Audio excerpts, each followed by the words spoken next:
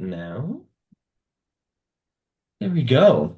And so just jump right in. So we have Marinez Scherer. And so Marinez holds a PhD in marine sciences and is professor at the Federal University of Santa Catarina, Brazil. She is the special envoy for the ocean for COP30 and is leading dialogue and stakeholder engagement on ocean climate issues while elevating the ocean on the climate agenda. And so Marinez is here to highlight this new blue package planned to accelerate solutions and really what this means for the ocean and for the climate. And so we'll hand over to you, Marinez. Thank you so much. Thank you, Travis. I will just share with you guys quick presentation, if it's all right, just to illustrate a bit more that.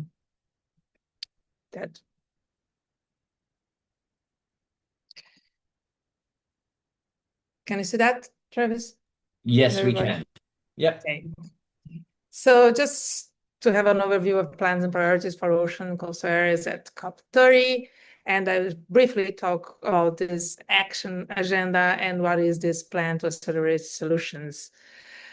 So the action agenda is divided at COP30 in six thematic axes and 30 key objectives. And as you can see in the axis 2, that's stewardship, forests, oceans, and biodiversity, we have 3 objectives, one dedicated to forests, one to biodiversity, and one for oceans and coastal ecosystems. And within this objective, key objective 7, we have this activation group, and it's a group of organizations that are already delivering solutions for ocean-based solutions. And with this group, we organized what we call the plan to accelerate solutions. It means how do you deliver the solutions? How do you deliver the ocean-based solutions? And so we organized the blue package that will be online on Monday. And this blue package is organized around the ocean's breakthroughs that I will have the next speaker, I think, talk a little bit more of them, that they are these international and global targets for ocean renewable energy, shipping, aquatic food, marine conservation, and coastal tourism. And we put all these ocean breakthroughs and these solutions within the framework of sustainable ocean plans and management, because we believe that what we need to accelerate the solutions is to have a health ocean and coastal areas. Also, as a cross-cutting issue, we have the blue entrepreneurship and innovation, and of course, everything with the participation, engagement, and active participation of the peoples of the ocean. So that the plan that will be out on Monday, has some targets for each one of these ocean breakthroughs. I'm sure that Marin, you talk a bit more of that, but just to highlight some of them about marine conservation, it's conserving at least 30% of the ocean, aquatic food at least 4 billion per year to support resilient aquatic food, ocean renewable energy, as well as installing 380 gigawatts of offshore capacity.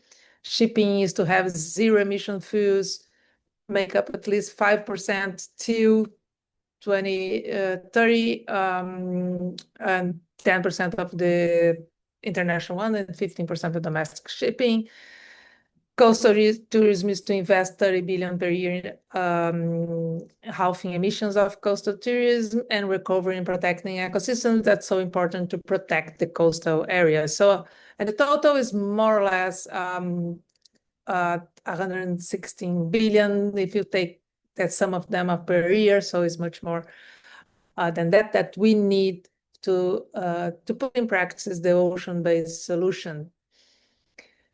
And the solutions, they are all related to the ocean breakthroughs, but also to the cross-cutting themes like what we need to do to deliver sustainable ocean plans, what we need to do to have more innovation and entrepreneurship, and how to engage the ocean's people. And I just want to share with you that we need to celebrate things like the Blue NDC Challenge that was launched by Brazil and France. 78% of the countries that gave their or put their NDCs lately, we had an increase of 39% of the countries putting something related to ocean in their NDCs. There are ocean and coastal adaptation goals within the global goals of adaptation. They are considered, and as we all know, BBNJ will enter in force in early 2026. And also a big step forward was that yesterday we had the World Leaders Summit started in Belém in COP. And as you can see, we are able to give a speech on the opening of the summit, highlighting the importance of ocean for climate security, highlighting how ocean is our main climate regulator. So it was a great opportunity to put ocean in their minds and mouths of all the leaders that were there. And also we had one session yesterday about climate and nature, where leaders were talking about forests and oceans. So that these two opportunities were a big step forward when it comes to put the ocean in the spotlight, in the center of the climate discussions. So that's all for me. Thank you for the opportunity. Wonderful. Thank you so much, Marinez. And yeah, great to hear the, great speech yesterday for the ocean to kind of mark the high level start off a COP and great to hear. So thank you so much for that. For the panelists that have just joined or in the middle, as I said, you may have missed, but if you do have, we do have a Q&A portion of this call at the very end, but there is a Q&A chat function. And so if you do have any questions that arise, please do put them in there and we will get to them when we get to the Q&A at the end there. So thank you. Moving on to our next speaker, we have Marine Lecerf. And so Marine is the head of international policy at the Ocean Climate Platform. She works towards strengthening international ocean governance with a focus on the United Nations Framework Convention for Climate Change and the Convention on Biological Diversity, and really fostering synergies across these two important regimes. She promotes integrated ocean-based solutions to tackle climate change and biodiversity loss, and she holds a master's degree in international cooperation from Sciences Po. And so Marine is here to highlight what governments can do to scale up ocean action through nationally determined contributions, or otherwise known as NDCs. So over to you, Marine. Fantastic. Thank you very much, Travis. It's a great pleasure to be with you today, and also echoing your congratulations to Marinez with the World Leaders Summit. Thank you for giving a voice to the ocean in this important space. So to begin this small intervention, as you said, Travis, the ocean is really our greatest ally in the fight against climate change, because it can deliver up to 35% of the emission reduction that we need by 2050, while at the same time contributing to climate resilience, biodiversity conservation, and sustainable development. It provides a wide range of ready-to-implement solutions across the 5 high sectors of the ocean breakthroughs that Marinez has mentioned. So marine conservation, aquatic food systems, ocean renewable energy, shipping, and coastal tourism. And some colleagues online are going to tell you a bit more about some of them later. But whether it's offshore wind or blue carbon protection, the solutions really exist. They're not fictional. So countries must really seize now this opportunity and make sure that at COP30, when they submit new, more ambitious national strategies to course correct, they better integrate the ocean. That's really my hope for this COP. Of the 66 countries that have already submitted their strategy, more than 60 have already integrated at least one ocean measure. So this is very encouraging, but we need to keep up the momentum. This is exactly what France and Brazil set out to achieve when they launched the Blue NDC Challenge in June during the UN Ocean Conference in Nice. This challenge, as Marinez mentioned, really encourages countries to integrate ocean-based measures in their strategy to turn ambition into concrete action. It's backed by quite a number of countries across all the continents, countries such as Australia, Kenya, Seychelles, Madagascar, Mexico, and more to come in the next few days. So the Blue ADC Challenge can really help us generate this political will, this political momentum that we need for more meaningful ocean climate action.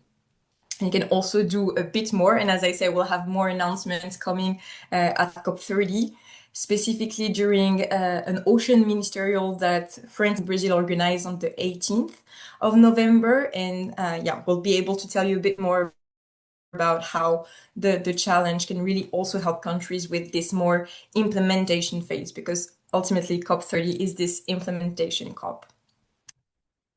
Well, as I said, national strategy are going to be the top priority at COP30. There's another number of other items that are going to be negotiated to make sure that we can unlock the resources needed for implementation. And one of them, an important one, is finance.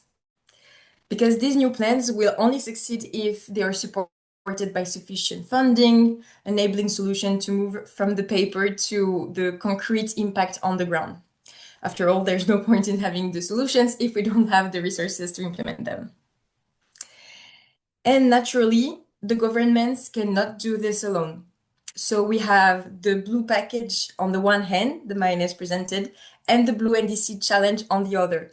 The two are the two sides of the same coins, with governments and civil society joining forces for more impact. And this is something that Marinez has presented, but I think for this COP is really remarkable to see civil society engagement on equal footing with negotiation. It's really the added value of this COP and all the work of the COP30 president.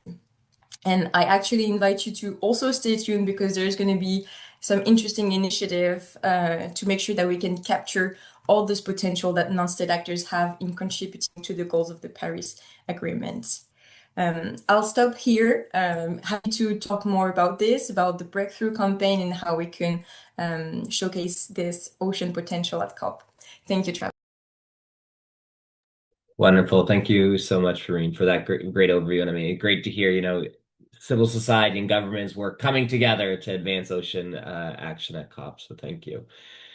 We'll jump into our third speaker now, which is Eleanor Besley Gould. And so Eleanor is the Chief Executive of the Sustainable Shipping Initiative, working with industry partners, experts, and policymakers to advance a more sustainable and resilient maritime sector. She focuses on ensuring that shipping plays a positive role in ocean health, climate action, and the protection of marine biodiversity. And her approach really emphasizes collaboration and practical solutions, aligning decarbonization with nature protection, improving the well-being of seafarers and coastal communities, and supporting systems change that benefits both people and the ocean. And so Eleanor is here to continue, to really discuss the importance of these ocean breakthroughs and the role of industry in this process. And so over to you, Eleanor. Thank you so much. Thank you. And in advance of me speaking, I need to apologize on two fronts. One is that my voice is going. The other is that I'm in Changi Airport in Singapore, and it drops me every 6 minutes roughly. So I'll just have to time my speaking really carefully. So thank you so much, Marinez. Thank you, Marine, for such a wonderful introduction. And thank you, Travis, for putting this together. I think this is a very uniquely brilliant opportunity to showcase how collaboration can really extend the singular impact. And it's so rare for us to be able to do this in such a public fashion. So I think it's a wonderful demonstration of all the work that's gone on way before my time and behind the scenes. So thank you all. I won't go too much into the breakthroughs because we've covered them a little bit in both the previous, but just to kind of dig into them a bit more. So there were 5 clear, very measurable pathways that show how the ocean sectors can collectively deliver those climate and nature gains. And they were conceived in 23 under the Marrakesh Partnership on Global Climate Action. So Marinez covered the kind of top lines, but on marine conservation, it's all around protecting, restoring, and conserving 30% of the ocean by 2030, backed by $72 billion US in investment.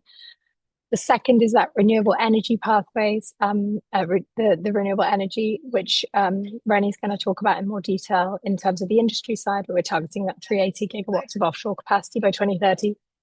Over in shipping, it's that zero emission fuels piece. It's also looking at climate resilient ports, making sure that we train 450,000 at least seafarers to support the transition, and then also for how we reduce the impact of shipping on marine biodiversity by 30% by 2030. So some really bold goals there. On aquatic food, it's about safeguarding nutrition and livelihoods of 3 billion people who depend on fish and aquaculture, and investing 4 billion per year in resilient, sustainable aquatic food systems. Finally, but not least, on coastal tourism, the ambition is to halve emissions from coastal tourism by 2030, with 30 billion US per year in sustainable investment to support the ecosystems and the communities there that depend on them. Just 5 breakthroughs kind of rapidly run through, and there's plenty more details to back them up, but they form a very coherent system which is interconnected, and they protect that ocean ability to sustain us and power the transition, move goods responsibly, and feed the world sustainably. And then just briefly touching on the shipping side, which is where I come in, and the role of industry, I suppose. Industry is where that ambition, that very high level ambition that we need, really meets reality, and how we kind of implement that change. So regulation and innovation and investment have such a big role to play in shaping everything. The implementation that happens through business and supply chains is where we can see how that manifests. So in that context, I don't know how many shipping folks are on the call, but shipping has a very outsized role that's very invisible. So shipping moves about 80% of the world's trade by volume, and it has emissions roughly equivalent to the size of Japan's emissions. So it's really significant, and the footprint extends way beyond carbon. So underwater radiated noise has a massive impact on marine biodiversity. Whale strikes are a significant issue, which I've been interviewed on 3 times today. So the industry is really waking up. And biofouling, where we move invasive species on the hull of ships, is causing significant damage to marine ecosystems, and ballast water transfer and port discharges are affecting marine biodiversity and health within ports. That sounds very negative, but the good news is that progress is really viable, and zero-emission fuels are being trialed. Ports are investing heavily in electrification and shore power at berth, which reduces that underwater radiated noise. They're looking at nature-based design and how we protect coastal communities with that. Crews are being retrained for new tech and new fuels. Really, really big pushes on training and safety around that.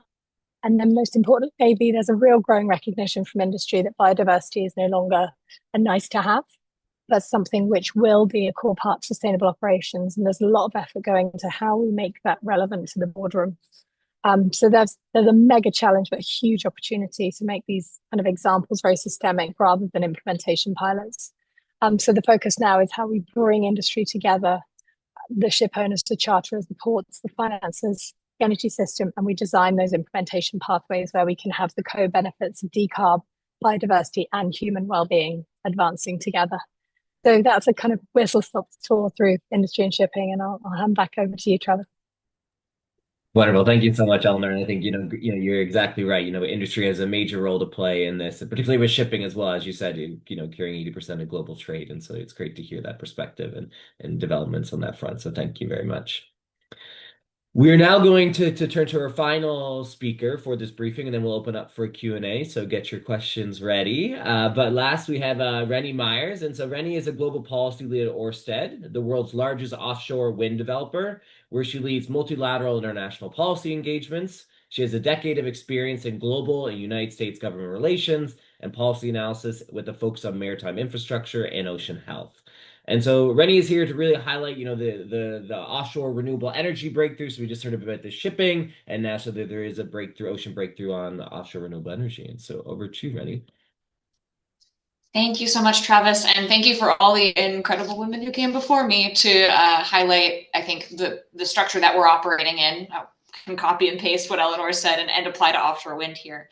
So offshore wind, just to say one more time, the ocean renewable energy breakthrough is that by 2030, we install at least 380 gigawatts of offshore capacity, while also establishing targets and enabling measures for net positive biodiversity outcomes for offshore wind, in addition to advocating for at least and mobilizing at least $10 billion US dollars in concessional finance for developing economies to reach that goal. And I'll just pull up some quick slides here so that I can voice over some things that have happened since the launch of the breakthrough. and where we'd like to go from here. If you can see my screen. We can Hopefully. see it now. Yeah. Great. Wonderful. So we co-lead the Ocean Renewable Energy Breakthrough with the Ocean Conservancy. And they've been a fantastic partner, and our hope is that we can really hang on the framework of this ocean breakthrough a diversity of stakeholders, their collaborations, interactions, to be able to have a shared target, particularly that 380 gigawatt deployment target. And just to say, we're about at around just below 90 gigawatts globally deployed, the ORE breakthrough being sort of our high bar for what we would like to see deployed. The Global Offshore Wind Alliance, launched at COP27, is a fundamental partner in this work. So we're bringing together a coalition of governments, international organizations, and the private sector to be able to facilitate conversations around target setting, best practices, how to mobilize blended and concessional finance potentially to be able to support governments in reaching their goals. And so it's one great example of the types of partners that we can facilitate through these conversations in the ocean breakthroughs. And to be able to help governments as we make another call to action, and Ørsted has endorsed the Blue NDC Challenge, being able to anchor our ambition for the offshore renewable energy breakthrough in NDCs was facilitated, for example, by a guidance tool. So helping governments to be able to integrate responsible offshore wind development into their NDCs with input from IRENA, the World Bank, and GOA. So providing some standards and language to be able to help these NDCs be investable pathways, and making sure that we have a clear trajectory so that the private sector can also identify with regulatory certainty, with a clear sense of financial partners, and with a strong sense of what the social goals of deploying these types of energy resources might be, that those are well articulated in the NDC. We've also been working to coalesce and collate innovations in environmental impact mitigation, trying to make sure that we've got a strong handle on all the different measurement frameworks that are trying to also help create transparency around how we reach that net positive biodiversity ambition. So not only Ginger, but groups like World Economic Forum, Ocean Stewardship Coalition, smaller trade associations. We're continuing to pull stakeholders that you see presented on the slide here together to be able to have streamlined value creating and value adding ways of communicating our pathway towards net positive biodiversity impact. In addition, we're also supporting the launch of concessional finance capital for offshore wind in both Europe and Latin America and Asia. You can see the discrepancy in how that capital has been allocated to date. And Ocean Conservancy has done a great job in highlighting some of those financing needs, gaps, and pathways to scale and develop in countries. I'll just stop sharing briefly. So we're excited that we're able to pull all these entities together at COP30. We're at a period where we've got some strong national targets. We need to make sure that we've got clear pathways to implementation through collaboration and in the supply chain, through a sense of our broader global trade regime and how offshore wind and the broader network of our supply chain can collaborate under that regime, and being able to make sure that we're doing this in a way that is socially and environmentally responsible, building on decades of experience in the sector already and ongoing innovations to mitigate everything from underwater noise through to sort of broader spatial planning. And we're really excited for the partners that we're able to bring together under this work. So happy to answer more specific questions, but another example of one of the private sector initiatives that are harbored under the Marrakesh partnership. So really grateful for the team's collaboration on this. Amazing. Thank you so much, Rennie. And I think what this shows is, although we said at the start that the ocean needs to be more central within these climate negotiations, there's a lot of stuff happening for the ocean and ocean climate action around COP, and lots of people working behind the scenes to make sure that advances forward. And so that I think that's just great to hear. We've completed the bit with our speakers, and so now we're going to open up for a Q&A session. And so if you do have any questions, the Q&A button's down at the bottom there. Don't be afraid to ask any questions. But I will kick us off with a question I received over WhatsApp. And so it's about the blue package that we discussed at the start. And so is this, and how this will work with the Q&A, all panelists are welcome to answer, but if you'd like to jump in first, please, you just jump in and we can go around in a circle. And so is this blue package available and how can journalists access it? Which one of my panelists would like to take that on? Yeah, go right ahead, Marinez. Yeah, the blue package will be available on the website of COP30 and probably the website of Ocean Climate Platform as well, Marin, on Monday. On Monday. Wonderful. Yeah. Great. Thank you very much. Yes, someone very interested in this blue package is what I mean. So great to know where to get it. Okay. Another question I have then for you guys while we wait, if there are no questions, and maybe it's two-part. I think it might be great for everyone we can go around in a circle to answer this one. And it's kind of a two-part. And so why hasn't the ocean been more central in these COP negotiations? And then, what is in your mind, what is the most important thing we could do for the ocean at COP30? And I'll let whoever wants to start to kick us off there.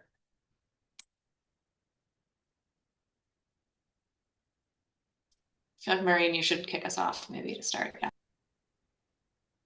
I was just looking for the hand. Thank you, Rennie. Just before I dive into the negotiation aspects of this, I wanted to flag that the blue package will be also available on the UNFCCC COP30 and High Level Climate Champion website. So hopefully you will see it everywhere and we'll have this blue wave moving forward. In terms of the negotiation, yeah, it's true that we have had over the last 10 years, because we're celebrating the 10th anniversary of the Paris Agreement, a lot of progress on putting the ocean on the agenda, really making sure that it's integrated in the different discussion. Now we have an ocean and climate change dialogue. We have a dedicated space to talk about how to move forward with ocean and climate action. We also have a clear mandate to better integrate the ocean within all the different processes and all the different mechanisms of the convention.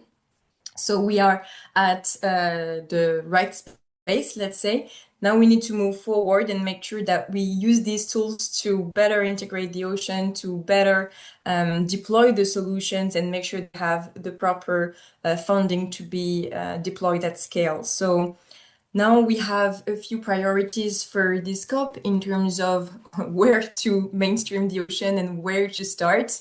Obviously, the national strategies are an important one. Marinez has also mentioned the global goal on adaptation. So basically, rather than react to the impact of climate change, making sure that we can be prepared and preparing some coastal adaptation measures is particularly important. So right now we're discussing the how to monitor progress to achieve the global goal on adaptation. So we need to make sure here, for instance, we have clear ocean-specific indicators, or at least nature ones that could be disaggregated, well, that's a hard word to say, disaggregated into ocean-specific indicators. As I said, we also have funding negotiation. We had last year a new target of $300 billion that was adopted in Baku, but we don't know exactly how the funds will be allocated across sectors. So we need to make sure that the ocean is not underfunded, that it has a fair share of this new climate finance. And perhaps the last one that is dear to my heart for this COP and other COPs moving forward is the topic of synergies. It's really important to make sure that we have this integrated approach to ocean climate and biodiversity action. So making sure that we have, as you said, Travis, this blue thread going from one convention to the other, but really making sure that we have also at the implementation level these integrated solution. And I think that's really the spirit behind the ocean breakthroughs and the examples that both Rennie and Ellie shared are critical. How do we make sure that whether it's shipping or offshoring, we make sure we have some biodiversity targets and safeguards in there. And same when we talk about marine conservation or aquatic food systems, how do we make sure we go for more resilient food systems or or making sure that we have more resilient ecosystems. So that's a lot of information. Happy to delve deeper into this, but that's the overview for me. Wonderful. Maybe to provide a case study. So I think when you look at offshore wind as a sector, we could hypothetically be in another one of the sort of verticals under the broader Marrakesh partnership. We could be sitting in the energy sector, for example, and there's lots of synergies there with the work that's underway. But to me, there's an incredible value in having the offshore renewable energy breakthrough placed within this broader ocean and coastal framework, where it really helps us point out the necessity of these types of technologies towards mitigating both the climate and biodiversity crises, the opportunity to contribute to the broader blue economy and the intense role that the blue economy has in being thoughtful, strategic, forward-looking, and transparent in how we both have environmental impact and can provide environmental benefit through environmental enhancement, in addition to broader adaptation and mitigation of emissions. So just to say, I think you can look both through the mirror both ways, but for us being able to work in partnership with the types of stakeholders who are engaged in both, for example, the Convention on Biological Diversity and the UNFCCC means that we don't miss the trick, that we take advantage of the opportunities we have in front of us, and that we acknowledge that taking additional action for the environment is fundamental to how we scale these solutions. So from Ørsted's perspective, that comes through from everything from how we deploy things like blue finance and our blue bond, all the way through to making sure that we have our own transparent measurement and reporting frameworks for environmental impact and positive benefits and the actions that we're taking through the types of goals articulated in the plan to accelerate solutions for our investors, for our stakeholders, for local governments, so that we can make sure that we're, not missing any opportunities to do the most we can for coastal communities. Love to hear that, Rennie. So thank you so much. And now we'll go to Eleanor and then Marinez, please. I'll be a bit quick because I'll probably get kicked off the internet as soon as I speak. Just like partly echoing Rennie's statement, I think it's so much power in taking those what might be seen as adjacent positions, which actually allow you to sit across those verticals. And I just think it's really smart to be able to do that. But I think the other point which we've all talked about is that ocean-based actions are climate actions. And I think if there's one take home here, COP30 and really driving that blue package, it's that we have to have ocean actions at the forefront of the action agenda, because the co-benefits are enormous, not only for nature and biodiversity, but also for achieving our wider climate goals. And the fact that we haven't had this at the forefront before, I think, it has been a missed opportunity. And I think it's really exciting that this is happening now.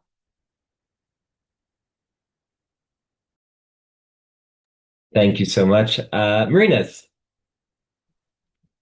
Yeah, I think Eleanor just said more or less what I was about to say, is just trying to wrap this answer in a very, simple, direct way. It is, we need to have the ocean as the front line, as in front of our climate discussions. And what we can do, and we are doing for COP30, is really put the ocean at the spotlight. And I showed you, like, it's the first time ever that we had a speech opening the session about ocean.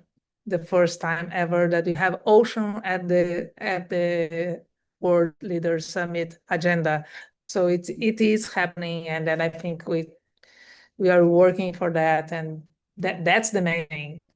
Negotiators, leaders, community, society, that we are all need to understand the importance of ocean for climate.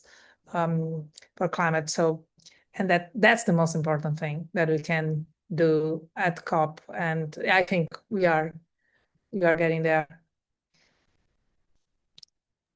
Amazing. Thank you so much, Marinez. I do see we have I think a question in the chat. Do some reading in here.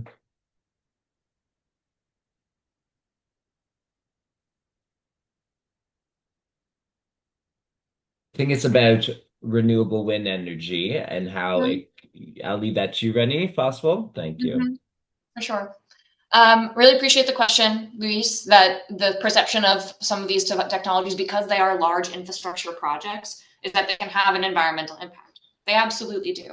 The comparative impact to other sources of energy particularly oil and gas, is sort of a non-negotiable comparison in terms of the number of gigatons of CO2 avoided through the installation and operation of these projects, if you take a look at the rare earth mineral uses, disproportionately the amount of rare earth minerals we would need for the offshore wind or renewable energy transition pales in comparison to the broader extraction we need to operate a coal plant for 1 year. So there's that broader societal framing.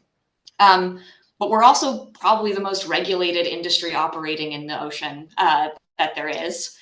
We have multiple layers of regulation in terms of how the sort of early cost benefits for both siting projects in certain places, how you design a project, how you operate, when you're allowed to operate, when you're allowed to do construction, all in the name of mitigating some of those exact environmental impacts.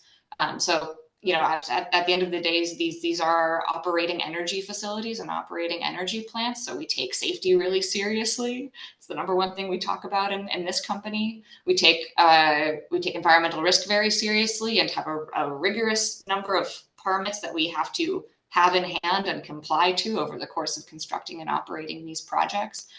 So I think part of why it's so important then to frame this as in the broader conversation of the role of climate change in protecting and mitigating the impacts of climate change on ocean ecosystems is exactly that, you know, yes, we have to take action, and there's urgent action that we have to take to be able to mitigate impacts of sort of our broader impact on society and energy systems on ocean ecosystems. If we design these projects right, it's not just that we're avoiding those impacts, it's that we have an opportunity to create everything from artificial reef habitats within operating wind farms to catalyzing investment in coastal restoration at scale through projects that can have a return on investment for shareholders who, if you were tracking any of the conversations at events like the Blue Economy and Finance Forum at this COP, are looking for ways to invest in nature and invest in ocean conservation, but still have an eye towards a return. And so these types of energy projects can also help facilitate those types of returns. I think it's a great question, though. It's a matter of understanding community needs, community desires, and it's a matter of communicating exactly how we do design, construct, operate, and decommission these projects to make sure that people have full transparency into what are some of the cost benefits that we make as a society to be able to provide affordable, reliable electricity. So thank you for the question, and happy to follow up. I'll make sure that my email's in the chat. And yeah, of course, if the panelists would like, please do feel free to drop your email into the chat if you know, so if journalists would like to follow up more. Another question, I think, maybe for you, Maureen, to kick us off, and then of course we'll open it up to others. But you know, we kind of mentioned this blue thread, and this ocean is this thing that pulls together our climate and biodiversity agendas. And so, how can we align these more, and what is the role the ocean has to play in this process? Yeah. Thank you very much, Travis. As I said, it's a topic that is dear to my heart, and I think we already had great examples of, in terms of solutions, what could that look like. And I think it's important to have in mind that both the climate and the biodiversity conventions were created together. We often call them the sister conventions because they have very similar way of functioning. Both of them have national strategies with countries committing to how they can contribute to the broader objective of the convention. And most of the time, when countries develop their national strategies, they don't coordinate internally with other ministries developing the biodiversity strategies.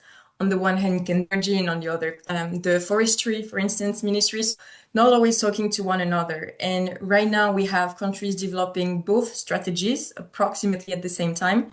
So there is a good opportunities to make sure that we align and that governments across the different ministries talk to one another and make sure that they develop these integrated strategies. And I think it's important to think in terms of the policy, but also the different opportunities to align. For instance, as I said, the Ocean Breakthrough is a flagship campaign under the Climate Convention, but we also carry this all the way to the Biodiversity Convention to make sure that the nature community and the climate community could also talk to one another, make sure that they are aligned, they have one vision, one very clear target with the breakthroughs to achieve.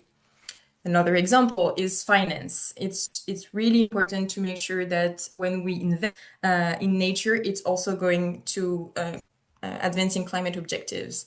Same when we are moving forward with some climate solutions, it's important to make sure that they are biodiversity positive, making sure they don't have a negative impact on ecosystems. So this, I think, is really the way of moving forward. And we have now a very positive feedback from government that are asking for these synergies and that are to how to move this forward. So we have prepared some recommendation on this topic, and I'm happy to share it in the chat on how countries really make sure that at these different levels, they really build the synergies. And perhaps to conclude on this point, I think we haven't really touched upon this, but multilateralism is, we know this really being undermined at the moment, is being challenged. So it's really important to show that with more synergies, with being more coherent and effective, using less resources will also build confidence in these different institutions. So I think it's really important to see this and to really see the ocean as the way to connect one another, connect the different conventions. The ocean is really the space that sustains us, but that also can create the link altogether. Wonderful. Thank you, Marina. Yeah, great. There are synergies, and as you said, the ocean is this blue thread, right, that connects it all. And so, yeah, it's great to hear, and there are ways we're working to improve that. I do have some questions popping up in the Q&A, so thank you guys for using that. And so this first one comes from Tessa, and it's a question for all our panelists. And so, what are your priorities for financing, and what would you like to see from the capital markets and investors? And so I will open that up, whoever would like to jump on that first, and then if not everyone has to answer, but if you'd like, we can go around in the circle.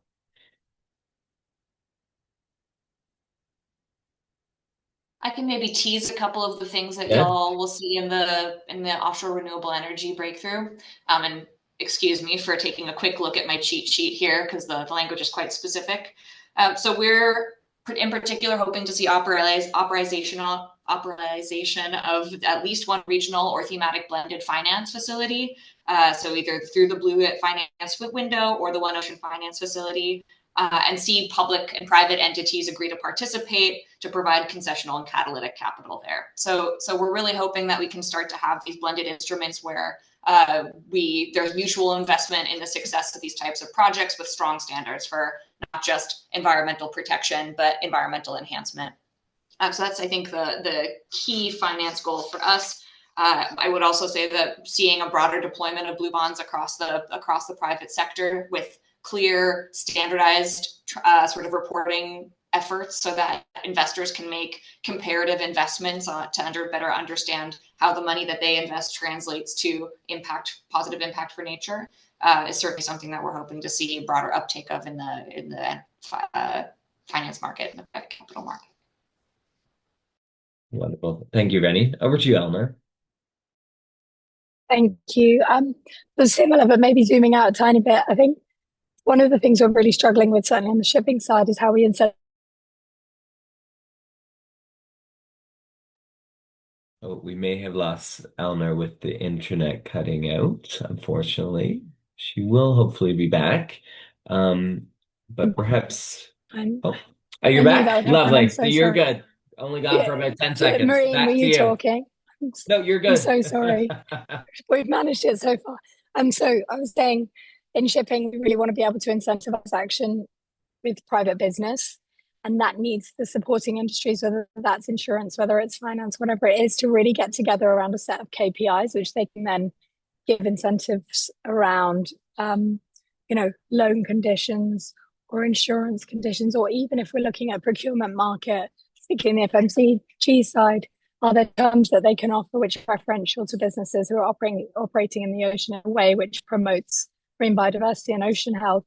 I think it's all about looking at how we can make sure that there is much more financing, to Rennie's point, flowing into the transition, which recognizes not just the risk, but also the value of biodiversity and ocean health. So it's kind of incentivization of market structures in terms of how corporations run, but also just the redirection of finance on a massive scale. About the option. Thank you. And Marine? Yes, please go ahead. Thank you, Travis. Perhaps just to complement what my colleague have said, I think the breakthroughs really gave this direction in terms of how do we need to invest in ocean climate solution. But taking my policy nerds hat to go back a bit to the negotiation and to how to make sure that we work with government in supporting them financially to make sure that they can implement the solutions. I think that's also one of the reasons why it's so important for developing countries to integrate ocean solution in their strategies, because it really signals their interest, their willingness to be supported on this topic financially, specifically. So it's a good way to drive investment into ocean climate change through the NDCs. It can really be used as the roadmap to guide investment. There is great opportunities to make sure that we better support developing countries on these solutions. For instance, one of the ideas that is being discussed right now is to create a blue finance window within the climate convention. So basically, if I say this in simple terms, it would be an opportunity to make sure that countries better access to climate funding for ocean solutions. So hopefully this will be a major focus in the coming months, because the financial mechanism of the convention will focus on the ocean next year. So a lot of big things to look forward in the coming months on ocean climate action from the government's perspective. Thank you, Marine, for that. Great. And for the other panelists as well. I do have one other question here for Marinez. And so can you briefly explain again the blue package or the blue carbon plan for COP30 and what that means for the attendees? Thank you.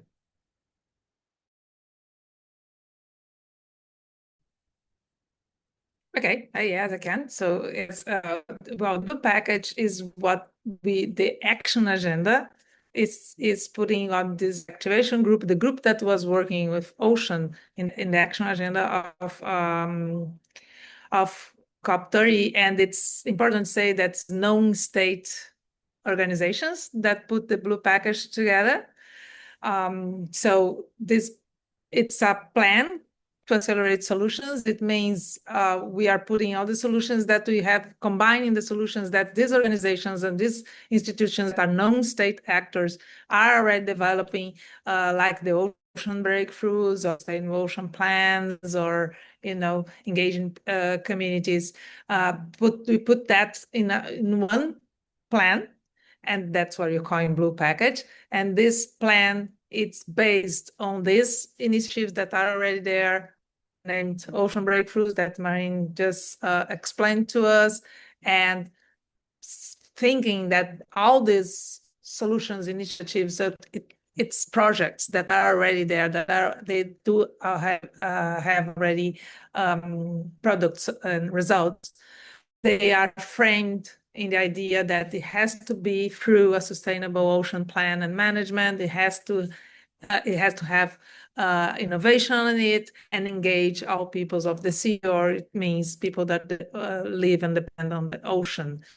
So when you see, we will be able to see that on Monday, you see all the solutions that are there for each one of these ocean breakthroughs and for each one of these cross-cut ideas and topics.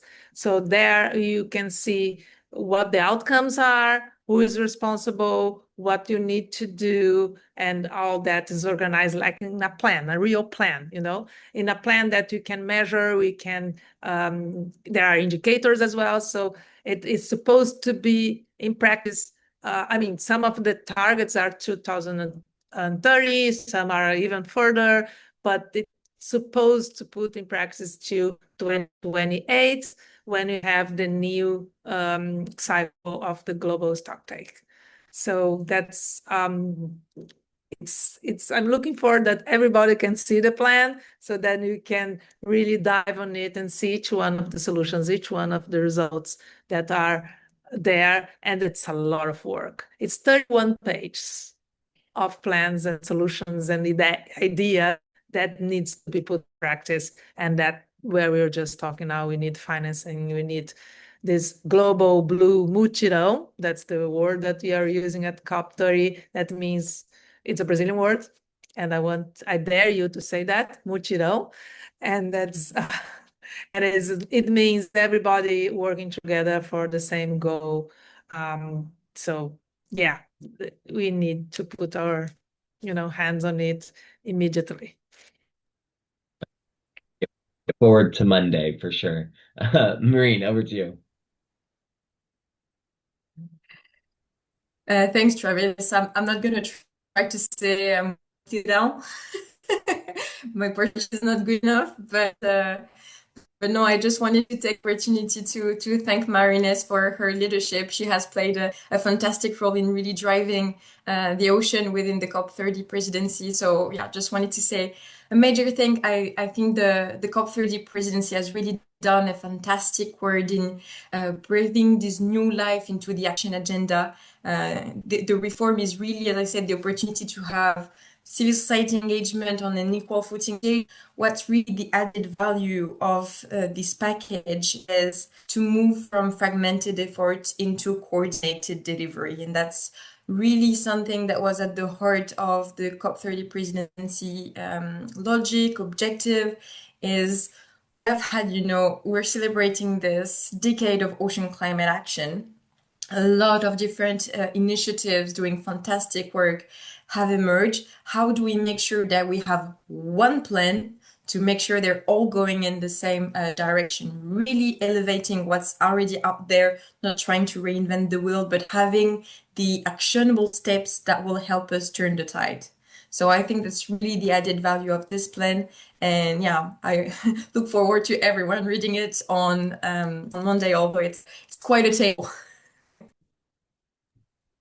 That's great. Thank you so much, Marine. And I think with no more questions, I think that is a great way to end for today. And so, firstly, thank you so much to everyone that joined. A very big special thank you for our panelists for participating, providing us great overviews of what to expect for the ocean at COP30. I know you all are likely extremely, extremely busy, and the next 2 weeks will not give you a break. And so, wishing you all the best, and to everyone else that will be there as well. Yeah, best of luck, get lots of sleep, drink lots of water.